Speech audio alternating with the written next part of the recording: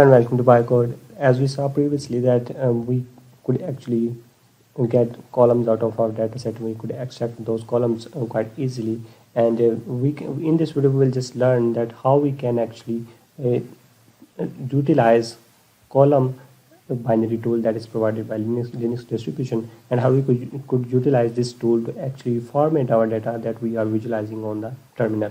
So for example, if we open these two files and if we see that these files are not properly aligned, but these are properly aligned overall in their format, but when we open them in the editor, we don't see them properly, and same goes for the when we actually print them out onto the terminal. So this is very different oriented files. That's like, for example,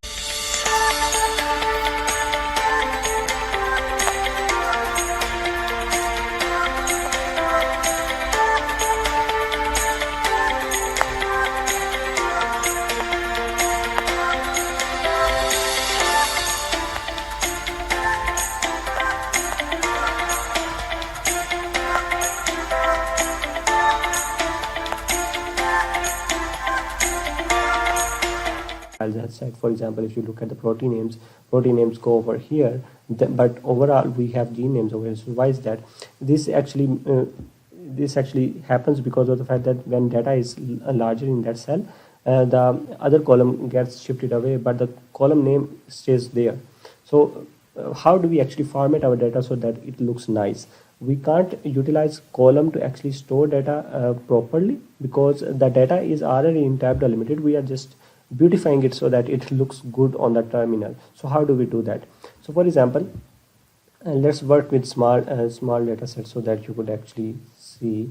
I'm going to actually cat over extracted. So if you look at this data set, you can see that organism name, length name, this does not look really quite okayish. So how do we actually make it look good?